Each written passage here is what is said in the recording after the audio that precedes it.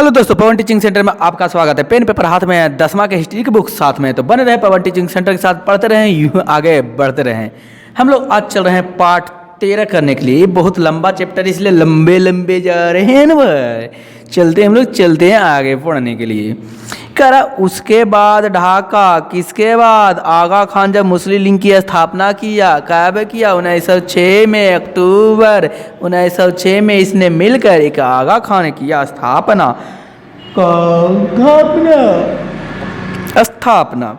चलो, इसके बाद ढाका के नवाब सलीमुल्लाह खान ने ऑल इंडिया मुस्लिम कॉन्फिडेंसी नामक संस्था का सुझाव दिया और इसका सम्मेलन ढाका में 30 दिसंबर 1906 को बुलाया गया। कब बुलाया गया? 30 दिसंबर 1906 को बुलाया गया। कहाँ बुलाया गया? ढाका में बुलाया गया। ढाका कहाँ है? बांग्लादेश की राजधानी को क्या कहते हैं? ढाका कहते हैं, ढाका। लेकिन उस समय बांग्लादेश तो था ही नहीं। जहाँ इसका नाम बदलकर ऑल इंडिया मुस्लिम लीग रख दिया गया, यहाँ इसका नाम बदलकर चेंज कर दिया गया। नाम बदलकर रखा क्या गया? ऑल इंडिया मुस्लिम लीग रखा गया और एक अखिल भारतीय मुस्लिम संगठन की नींव पड़ी। किसकी नींव पड़ी? एक अखिल भारतीय मुस्लिम संगठन की नींव पड़ी। इस मुस्लिम लीग पार्टी की स्थापना जिन उद्देश्यों की पूर्ति हेतु की गई थी उसमें मुसलमानों को सरकारी सेवाओं में उचित अनुपात में स्थान दिलाना एवं न्यायाधीशों के पदों पर भी मुसलमान को जगह दिलाना था। क्या दिलाना था? उसमें मुसलमानों को सरकारी सेवाओं और उचित अनुपात में स्थित स्थान दिलाना था और न्यायाधीशों के पदों पर मुसलमानों को जगह दिलाना था। विधान परिषद के लिए अलग निर्वाचन मंडल बनाया गया। कौन मंडल? अलग निर्वाचन मंडल बनाया गया। इसके लिए कौन मंडल? निर्वाचन मंडल बनाया गया। काउंसिलिंग की नियुक्ति में मुसलमानों के हितों की सुरक्षा करना इसका मुख्य उद्देश्य था। और मुसलमानों को क्या करना? निर्वाचन करना, मुसलमानों को हितों की सुरक्षा करना, इसका कौन उद्देश्य था? मुख्य उद्देश्य था। कौन उद्देश्य? मुख्य उद्देश्य था। किसका? मुसलमानों के हितों का रक्षा करना।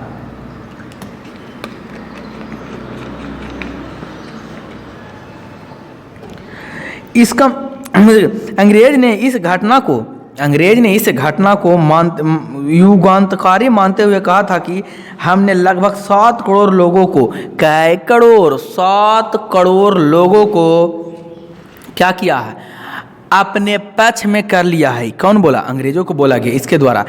इसी को पुख्ता करने के लिए 1909 में सुधार अधिनियम में आंशिक रूप से मुसलमान हितों को ध्यान में रखते हुए सांप्रदायिकता का बीज बोया गया। इसी बातों को ध्यान रखते हुए मुसलमानों के नियत में सांप्रदायिकता का बीज बोया गया। कहने का मतलब इसमें इतने लोग थे नहीं जुड़े हुए, फिर भी बोला गया कितने लोग जुड़े थे, जिससे और मुसलमान भाई लोग को आकर क्या हो सके, इसमें जुड़ सके।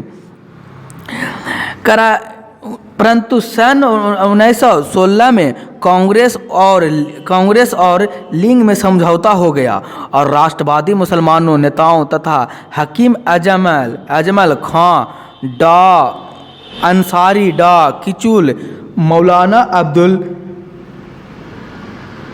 कलाम आज़ाद, मौलाना मजहल हक आदि ने कांग्रेस के साथ मिलकर आंदोलन को आगे बढ़ाया। यहाँ पर बहुत सारे कुछ थे जिनका नाम था डॉक्टर अंसारी, किचुलक, मौलाना अब्दुल कलाम आज़ाद, मौलाना मजहरुल हक, इस सभी ने कांग्रेस के साथ मिलकर आंदोलन को आगे बढ़ाया।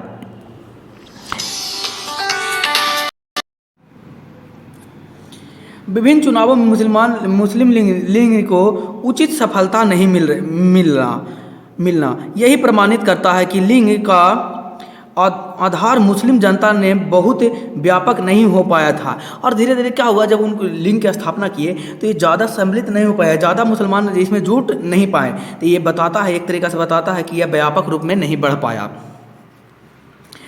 और कांग्रेस की ही देश में के नेतृत्व देने वाले एकमात्र पार्टी थी। आगे चलकर मोहम्मद अली जिन्ना के नेतृत्व में मुस्लिम लीग को कांग्रेस से अलग होकर शासन में अलग प्रतिनिधित्व एवं प्रतिनिधि क्षेत्र की मांग रखने शुरू की, जिससे भारत विभाजन का मार्ग प्रस्ताव किया। अंग्रेजों की इसमें महत्वपूर्ण भूमिका थी और यही धीरे धीरे क्या हुआ, ये प्रतिनिधित्व में भाग लिया और आगे चलकर जिसमें विभिन्न भागों में प्रस्ताव किया और आगे चलकर इसमें महत्वपूर्ण भूमिका इसको निभाई। स्वराज पार्टी क्या है, जिसके बारे में हम लोग समझते हैं। स्वराज पार्टी कौन पार्टी? स्वराज पार्टी असहयोग आंदोलन की एकाएक वापसी से उत्पन्न निराशा और क्षोभ का प्रदर्शन 1922 में हुआ। कांग्रेस के गया अधिवेशन में हुआ, जिसके अध्यक्षता चित्तरंजन दास थे। इसके अध्यक्षता कौन दास थे? चित्तरंजन दास थे। चित्तरंजन दास एवं मोतीलाल नेहरू आदि नेताओं का विचार था कि कांग्रेस के रचनात्मक कार्यात्मक के साथ ही कांग्रेस देश के विभिन्न निर्वाचनों में भाग लेकर व्यावसायिक सभाओं एवं सार्वजनिक संस्थाओं में प्रवेश कर सरकार के कामकाज में अवरोध पैदा करे। यही इनका काम था। मेन मोतीलाल नेहरू का एक नेता जो थे, इनका यह एक मानना था, यह काम था कि कह सकते हैं कि काम था इनको कांग्रेस के विभिन्न निर्वाचन क्षेत्रों में, जितने भी निर्वाचन क्षेत्र हैं उन निर्वाचन क्षेत्रों में सार्वजनिक संस्थाओं में प्रवेश करने के और काम काज कर अवरोध पैदा करना था। इसी प्रश्न पर एक प्रस्ताव गया अधिवेशन में लाया गया, परंतु पारित नहीं हुआ। यही प्रस्ताव में एक अधिवेशन लाया गया, लेकिन ये अधिवेशन में पारित नहीं हुआ, पारित नहीं हो पाया। इसी प्रकार से अधिवेशन में लाया गया परंतु पारित नहीं हुआ। तब चित्तरंजन दास एवं मोतीलाल नेहरू ने अपने कांग्रेस पर त्याग दिए। यही कारण है जब ये प्रस्ताव पारित नहीं हुआ तो चित्तरंजन दास और मोतीलाल नेहरू ने कांग्रेस के जो पद था उन्होंने क्या कर दिया, त्याग दिया और स्वराज पार्टी की स्थापना कर डाली। और इन्हीं दोनों के अथक प्रयास के फलस्वरूप मार्च 1923 में स्वराज पार्टी का प्रथम सम्मेलन इलाहाबाद में हुआ। यही कारण हुआ कि इसी के फलस्वरूप क्या 1923 में स्वराज पार्टी का स्थापना या सम्मेलन कह सकते हैं इलाहाबाद में किया गया। कौन बात? इलाहाबाद में किया गया। हालांकि स्वराज पार्टी का मुख्य उद्देश्य भारतीय राष्ट्रीय कांग्रेस से भिन्न नहीं था। यही कारण है कि स्वराज पार्टी का मुख्य उद्देश्य भारतीय राष्ट्रीय कांग्रेस से भिन्न नहीं था, क्योंकि ये भी स्वराज चाहते थे। क्योंकि ये भी क्या चाहते थे? स्वराज चाहते थे, परंतु इनके रास्ते थोड़े अलग थे। और ये इनके रास्ते क्या थे? थोड़े अलग थे। वे भारत में अंग्रेजों द्वारा चलाई गई सरकारी परंपराएं का अंत हो जाते थे और वे अंग्रेजों द्वारा भारत में चलाई गई सरकारी परंपराओं को क्या चाहते थे? अंत चाहते थे। वे लोग 1919 के सुधार अधिनियम में सुधार या उनके अंत चाहते थे और 1919 के जो उन्होंने नियम बनाया था उन नियम में क्या चाहते थे? सुधार चाहते थे, उसका अंत चाहते थे। बेधारा सभाओं में प्रवेश कर कांग्रेस का असहयोगात्मक रवैया अपनाए रखना चाहते थे। बेधारा सभाओं में जाते एवं विभिन्न मुद्दों पर बहस करने के बाद उनको विरोध करने की बाहर निकाल जाता और बहुत सारे मुद्दों पर क्या करते थे? विरोध करते थे। और जब उनके बहुत सारे मुद्दों पर विरोध हुआ जाता था, इनके द्वारा किया जाता था, तो इनको क्या किया जाता था? उस मुद्दों से बाहर निकाल दिया जाता था। उनकी नीति थी नौकरशाही की शक्ति को कमज़ोर करना। इनका मेन नीति था जो नौकरशाही था उसको, उनका पावर था जो नौकरशाही में, उस नीतियों को, उस पावर को क्या करना? खत्म करना, कानून को विरोध करना। उनकी नीति नौकरशाही के कमजोर को दमनकारी कानूनों में विरोध करना और राष्ट्रीय शक्ति का विकास कर आवश्यक पड़ने पर पद त्याग कर सत्याग्रह पर भाग लेना। और अगर ऐसा जरूरत पड़ जाए तो राष्ट्रीय पद को, जो पद उनको मिला हुआ उसको क्या कर दें? पद को त्याग कर दें और सत्याग्रह में भाग लेने के लिए वो प्रयत्न थे कि चाहे मैंने हर एक कह सकते हैं सिंपल भाषा में, वो हर एक हाल में चाहते थे इनसे क्या चाहना? अंग्रेजों से मुक्त होना चाहते थे। हालांकि स्वराजवादी अपने प्रारंभिक नीतियों पर अमल करते हुए अपने लक्ष्यों की प्राप्ति में काफ़ी हद तक सफल रहे, यथा बजट प्रस्तावों को स्वीकार करना। यही कारण हुआ कि ये अपने प्रयास में बहुत पहले से क्या हुए? लगे रहें। और इसका एक ही कारण रहा कि अपने बजट में उन्होंने स्वीकार किया। 1919 में सुधार अधिनियम पर जांच समिति गठित करवाना आदि। इनका बहुत सारे नियम थे। उसमें कौन कौन से नियम थे? जो 1919 में सुधार अधिनियम आया था उसमें समिति में जांच करके उसको गठन करवाना इनका प्रमुख धर्म बन गया, उस समय का बात है। परंतु C.R. दास ने मृत्यु के बाद केलकर एवं पुपुल जयकर जैसे नेताओं ने सरकार से सहयोग का रास्ता चुना और बहुत सारे नेताओं जैसे दास के मृत्यु के बाद केलकर ने पुपुल जयकर जैसे नेताओं को ने से क्या किया? सरकार से सहयोग उसका रास्ता चुना। यही वह समय था जब स्वराजवादी हिंदू राष्ट्रवादी नेताओं के करीब हो गए, और यही वह समय था जब स्वराजवादी हिंदू जो थे राष्ट्रवादी नेताओं के करीब हो गए, क्योंकि चुनावों में हिंदू संप्रदायवाद का सहारा लिया जाता था। और यही कारण था कि चुनावों में किसका सहारा लिया जाता था? हिंदू संप्रदायवाद का सहारा लिया जाता था। बनारस जैसे स्थानों में तो स्वराज पार्टी एवं हिंदू महासभा में कोई फर्क नहीं था। यही कारण यही हुआ कि स्वराज पार्टी में या कैसे बनारस में जैसे स्थानों पर स्वराज पार्टी में एक हिंदू महासभा का कोई फर्क नहीं पड़ा। यही कारण था कि कभी कभी मोतीलाल नेहरू को सांप्रदायिक अपील का सहारा लेना पड़ता था। यही कारण था कि बहुत समय ऐसा आया कि मोतीलाल नेहरू को क्या किया? सांप्रदायिकता का अपील का यह सहारा लेना पड़ा।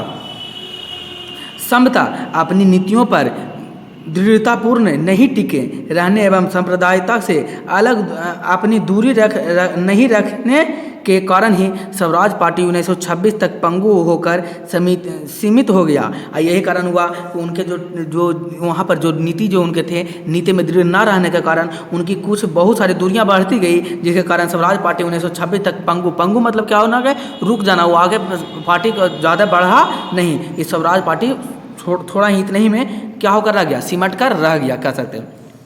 फिर बना राष्ट्रीय स्वयंसेवक संघ RSS। ध्यान देने योग्य बात, कौन?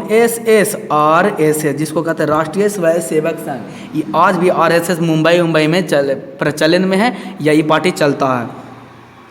RSS अर्थात राष्ट्रीय स्वयंसेवक संघ, जिसका नाम था राष्ट्रीय स्वयंसेवक संघ, जिसको RSS या राष्ट्रीय स्वयंसेवक संघ कहते हैं, जिनका मुख्य अवधारणा हिंदुत्व हिंद राष्ट्र थी। इसका मूल अवधारणा था राष्ट्रीय पार्टी का RSS का हिंदुत्व हिंदू राष्ट्र। ये तीनों रूप से मैं कहने का मतलब ये पूरा कट्टरपन का हिंदू थे।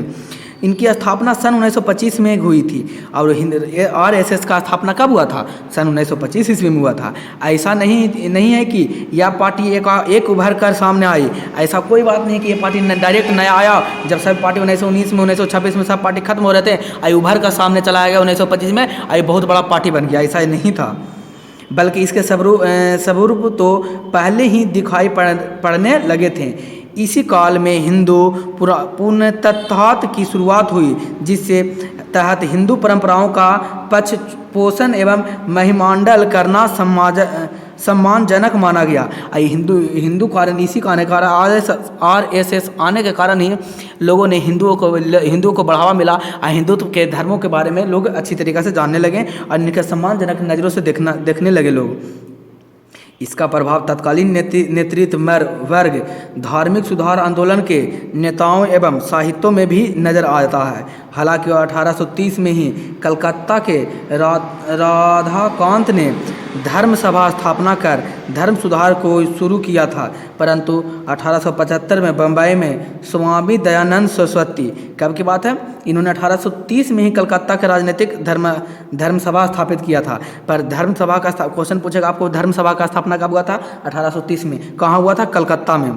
धर्म सुधारण को शुरुआत किया गया था, परंतु 1875 में बम्बई में स्वामी दयानंद सरस्वती, क्या नाम था? स्वामी दयानंद सरस्वती ने और समाज की स्थापना की। ध्यान देने योग्य बात, क्वेश्चन पूछेगा और समाज की स्थापना किसने की? स्वामी दयानंद सरस्वती ने। क्वेश्चन इस तरीके से आपसे पूछ सकता है, और समाज की स्थापना कब हुई? तो 1875 में। क्वेश्चन ये भी पूछ सकता है, और समाज की स्थापना 1875 में किस शहर में किया गया? तो बम्बई में शहर में किया गया। किसके द्वारा किया गया? तो स्वामी दयानंद सरस्वती के द्वारा किया गया। कौन समाज के? और समाज की स्थापना किया गया। वेदों की ओर लौटो का नारा दिया। स्वामी दयानंद सरस्वती ने ही नारा दिया, कौन? वेदों की ओर लौटो। तो आपसे क्वेश्चन पूछता है, क्वेश्चन आता है, आप इसको क्या कर लीजिए? रट लीजिए, याद कर लीजिए। वेदों की ओर लौटो किसने कहा था? स्वामी दयानंद सरस्वती ने कहा था। किसकी ओर लौटो? वेदों की ओर लौटो का नारा दिया। यह हिंदू पुनरुत्थान बाद का प्रारंभिक दौर था। इस काल में वेदों की सर्वोत्तम की बात की जा रही थी। इसी काल में क्या हुआ? वेदों के सर्वोत्तम काल में बात की जा रही थी, तथा हिंदू धर्म के सनातन रूप को स्थापित किया जा रहा था। तथा हिंदू धर्म, कौन धर्म? हिंदू धर्म के सनातन रूप को क्या किया जा रहा था? स्थापित किया जा रहा था। दूसरी तरफ, कौन तरफ? दूसरी तरफ। दूसरी तरफ भारतीय राष्ट्रीय कांग्रेस के 10-15 वर्ष के कार्य से दूसरी तरफ भारतीय राष्ट्रीय कांग्रेस 10-15 वर्ष के काज में युवा नेता संतुष्ट नहीं थे। 10-15 साल के काज हुआ था, इसमें जो युवा नेता थे 10-15 साल में कुछ हुआ ही नहीं, इस कारण ये लोग संतुष्ट भी नहीं थे। इन्होंने राष्ट्रीय चेतना के प्रसार में हिंदू धर्म का सहारा लेना शुरू कर दिया जिसमें बाल पाल लाल मुख्य थे। बाल गंगाधर तिलक, पाल मतलब कुछ नीचे कमेंट में लिखा सकते हैं, लाल मतलब लाला लाजपत राय, पाल मतलब हमको नीचे जल्दी बताइए। फिर अन्य नेता ने इस तरह पर चल दिए और स्वाभाविक भी था कि क्योंकि तत्कालीन भारतीय समाज धर्म भीरू समाज था और धार्मिक उदाहरणों से आम जनता को आसानी से समझना और जगाया जा सकता है। कौची किया जा सकता है? जगाया जा सकता। इस समय 1909 में लाला जगत राय के सहयोग में, कौन जगत? लाला राय के जगत के सहयोग में लाला लालचंद्र के कांग्रेस की आलोचना करते हुए कहा, कौन लोचना? आलोचना करते हुए कहा, कौन? हाँ, कहा, आलोचना करते हुए कहा, प्रत्येक हिंदू पहले हिंदू है, भारतीय बाद में। उन्होंने कहा, आलोचना करते हुए कहा, प्रत्येक हिंदू पहले क्या है? हिंदू है, उसके बाद में भारतीय है, बाद में। अब हिंदू धर्म में रूढ़िवादी धर्म सभाओं, सनातन धर्म सभाओं, कुंभ मेला आदि के माध्यम से संगठित होने लगे, जिसका परिणाम 1915 में पंडित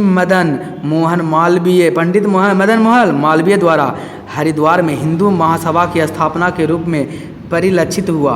कब हुआ हिंदू महासभा की स्थापना? तो 1915 में। किसके द्वारा? पंडित मदन मोहन मालवीय द्वारा किया गया हिंदू समाज की स्थापना। परंतु गांधी के पदार्पण के साथ ही दोनों पक्ष की सांप्रदायिक पार्टियों नेपथ्य में चली गई। जब असहयोग आंदोलन वापस लिया गया तब पुनः उग्र राष्ट्रवादियों में विरोध पैदा हुआ। जब क्या किया गया? जब आंदोलन सहयोग में वापस लिया गया तब पुनः उग्र राष्ट्रवाद में विरोध में पैदा किया गया। सांप्रदायिक की हवा एक बार पुनः तेज हो गई। और क्या हुआ? सांप्रदायिक की हवा जो था एक बार पुनः धीरे धीरे बढ़ते चला गया, तेज हो गया। हिंदू महासभा वाले हिंदुस्तान को हिंदी एवं हिंदुओं से जोड़ने का प्रचार करते रहे। इस कारण इसका प्रभाव क्षेत्र बढ़ता जा रहा था। यही कारण हुआ कि इसका प्रभाव क्षेत्र क्या होता जा रहा था? बढ़ते जा रहा था। इसी समय बाल गंगाधर के अनुयायी श्री KBC हेडगेवार, क्या नाम था? KB हेडगेवार। कौन बार? KB हेडगेवार ने 1925 में नागपुर में राष्ट्रीय स्वयंसेवक संघ की स्थापना किया। किसकी स्थापना की है? राष्ट्रीय स्वयंसेवक संघ की स्थापना की, जिसका मुख्य उद्देश्य भारतीय हिंदू नवयुवक को अनुशासित एवं चारित्रिक रूप से मजबूत कर राष्ट्र का निर्माण कराना था। यही कारण हुआ कि उनका मानना था कि राष्ट्रवाद जो है चरित्र रूप से मजबूत करना है, राष्ट्रवाद के निर्माण में हम लोग आगे भाग लेंगे। अतः यह एक सामाजिक संस्था के रूप में उभरना शुरू हुई। इसमें राष्ट्र धर्म के साथ कट्टर हिंदुत्व की शिक्षा दी गई। कौन हिंदुत्व? कट्टर हिंदुत्व की शिक्षा दी गई। इस प्रकार उपयुक्त लिखित बातों से इस तथ्य की जानकारी प्राप्त होती है कि ब्रिटिश सरकार की विभिन्न प्रशासनिक, आर्थिक एवं सामाजिक नीतियों ने भारत में राष्ट्रवाद को जन्म दिया। किसको जन्म दिया? भारत में राष्ट्रवाद को जन्म दिया। सन 1914 से लेकर 1930 के बीच भारतीय राष्ट्रीय आंदोलन अपनी चरम सीमा पर थी। कौन सीमा? चरम सीमा पर थी, जिसमें गांधी जी के नेतृत्व में भारतीय राष्ट्रीय कांग्रेस की महत्वपूर्ण भूमिका रही। यही कारण हुआ कि इसके नेतृत्व में भारतीय राष्ट्रीय कांग्रेस की बहुत बड़ा भूमिका रही। इस समय किसान सभा एवं कई मजदूर संगठन की नींव पड़ी। यही कारण हुआ इस समय बहुत सारे मजदूरों को नींव के गठन पड़े, जिन्होंने अपने अधिकारों के लिए आंदोलन की शुरुआत की। उन्होंने अपने अधिकारों के लिए क्या किया था? सारा किसान मजदूर अपने अधिकारों के लिए क्या किया था? आंदोलन किया था। कि जो आगे चलकर राष्ट्रीय आंदोलन में सहमति हो गया। इस अवधि में भारत में विभिन्न दलों जैसे समाजवादी दल, स्वराज पार्टी, आरएसएस का गठन हुआ और कांग्रेस पार्टी तथा मुस्लिम लीग की गतिविधियां तेज होती गई। सन 1930 के बाद इन सभी दलों के द्वारा अंग्रेजों की नीतियों के विरुद्ध किए गए आंदोलन ने भारतीय राष्ट्रीय आंदोलन को तीव्र गति प्रदान किया। ये सारा जब आंदोलन हुआ तो इसको क्या हुआ, भारतीय राष्ट्रीय कांग्रेस के जब आंदोलन जब तीव्र हुआ तो सभी लोगों ने यहाँ पर सहमति भी किया। और ये हो गया आपका द एंड। आप नीचे प्रश्न है, ऑब्जेक्टिव प्रश्न है, इसको क्या कर सकते हैं आप बना सकते हैं, नहीं तो हम इसको क्या करेंगे सॉल्यूशन करवा देंगे ऑब्जेक्टिव प्रश्न का। दोस्तों मैं अंत में यही कहूँगा, बड़े को प्यार करें, छोटे को प्यार करें, बड़े को सम्मान करें, अपना व्यक्तित्व इस तरीक़ा से कायम रखें कि आपके साथ रह रही स्त्री भी सुरक्षित महसूस कर सके। तो बने रहे पावन टीचिंग सेंटर के साथ, पढ़ते रहें, यूँ आगे बढ़ते रहें।